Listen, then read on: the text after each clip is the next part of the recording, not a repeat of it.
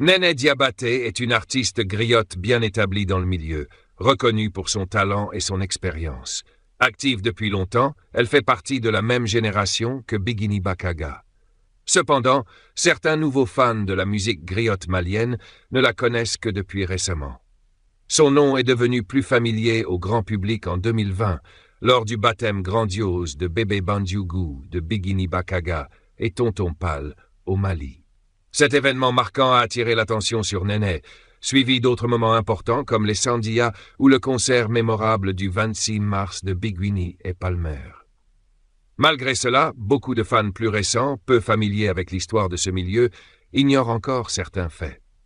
Pourtant, il est indéniable que ces dernières années, seuls deux artistes, Biguini Bakaga et Mariam Balagare, dominent l'actualité et attirent l'attention grâce à des polémiques qui boostent leur popularité.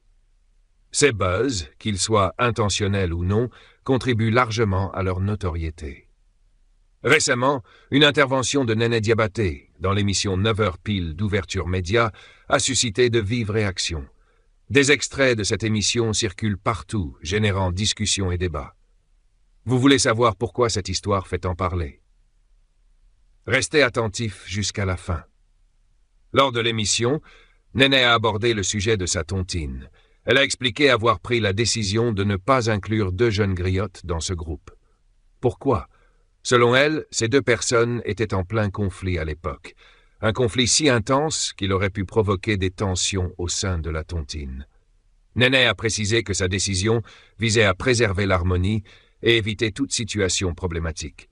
Ne mulu tanga tona be ne ma mɔgɔ fila de don ka tɔna e ma mɔgɔ fila de don ka tɔna bezi kɛla fila Bamako bezi be mɔgɔ fila de kun ka Bamako a fila si tɛ ne ka tɔna mais pourtant kelen bɛ ka ne neni pourquoi mais k'a fɔ k'a yira ne bɛ tɔn sigi jelimuso min kama n ka génération na Bamako ɲɛ t'a la jama tɛ dɛ si jama sanfɛ quoi ne ɲɛ t'o la Allahu akbar. Cependant, elle a également exprimé un regret, ne pas avoir inclus Biguini Bakaga parmi ces deux personnes écartées. Elle a ajouté que même si 100 ans s'écoulaient, elle demanderait pardon à Biguini pour cette omission. Ni nana i bisimila ina peut-être ya ira na ina me kun mais à un moment mu do olu mɔgɔw tanga tɔn et puis n t'olu mɔgɔw fɔ dɛ parce que mɔgɔ kelen bɛ yen n bɛ yafa de la fɛ aujourd'hui je regrette je le dis et ne an seginna kɔ san 100 n bɛ yafa de la fɛ Allahu akbar. ka da mun kan parce que ma don tɔn in na o don kama ka da ko caman n'a kɔrɔ ka bɛnbaliya tun bɛ yen kojugu. Mais papu a ko a bɛ yafa ɲini min fɛ n'a taara san 100 ka na o ye jɔn de ta? Ne bɛ yafa deli min fɛ n'an taara san 100 ka na o ye bɛ ɲini de. La raison de son choix reste simple. Biguini était en conflit avec l'autre personne concernée, et cette rivalité demeure encore aujourd'hui, selon les faits observables sur les réseaux sociaux. Cela soulève alors une question importante. Qui est cette deuxième personne? Bien que Néné n'ait pas explicitement mentionné son nom, plusieurs indices dans ses explications désignent Mariam Balagare. Elle a notamment souligné que cette deuxième personne avait pour habitude de dire dans ses soumous que des tontines avaient été créées contre elle, ou qu'elle avait été délibérément exclue de certaines initiatives. Ces affirmations laissent peu de doute quant à l'identité de la personne en question.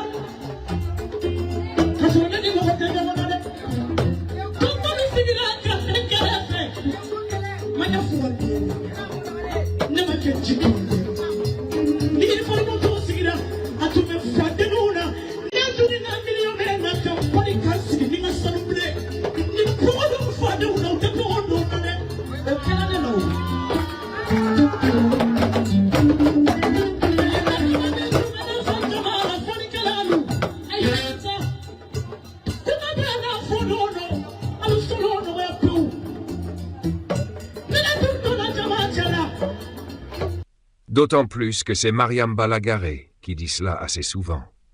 Au fil des jours, cette révélation a provoqué une véritable effervescence sur les réseaux sociaux. Les fans de Biguini, particulièrement actifs, ont réagi avec enthousiasme. Pourquoi? Parce que dans cette affaire, leur artiste semble sortir la tête haute. Selon les propos de Néné, son choix d'exclure Biguini et Mariam de la tontine n'était pas motivé par une quelconque animosité personnelle, mais simplement par le fait que leur conflit atteignait alors son paroxysme. Il est important de noter que Néné s'entendait bien avec Biguini et Mariam. Cependant, inclure deux personnes en désaccord profond dans un groupe commun aurait pu créer des tensions insoutenables. Même aujourd'hui, le conflit entre Biguini et Mariam demeure. Imaginez un instant l'impact que cela aurait eu sur la tontine si elles avaient été réunies à l'époque.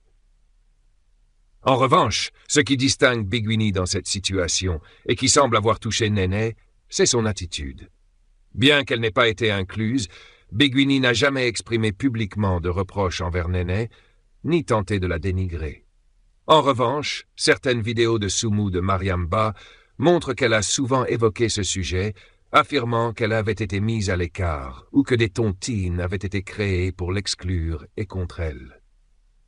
Petit rappel, si ce contenu vous plaît, n'oubliez pas d'aimer la vidéo et de vous abonner à la chaîne pour ne rien manquer des prochaines analyses. Cet aspect contraste fortement avec l'attitude de Biguini, ce qui pourrait expliquer pourquoi Néné a exprimé publiquement ses regrets envers elle et non envers Mariam Ba. Il est évident que Néné n'avait aucune intention de nuire à l'une ou l'autre, mais qu'elle souhaitait simplement éviter les tensions au sein de son groupe. Au final, cette récente polémique met en lumière la complexité des relations dans le milieu griot-malien. Cette histoire, bien que spécifique, illustre des dynamiques universelles, rivalité, malentendus et le poids des décisions dans des cercles étroits. Néné Diabaté, en exprimant ses regrets et en partageant son expérience, montre qu'elle est une artiste consciente des responsabilités qui accompagnent ses choix. Ainsi, cette affaire qui lie Néné Diabaté, Biguini Bakaga et Mariam Balagaré continue d'alimenter les discussions, témoignant de l'intérêt toujours grandissant pour la culture et les traditions des griottes maliennes.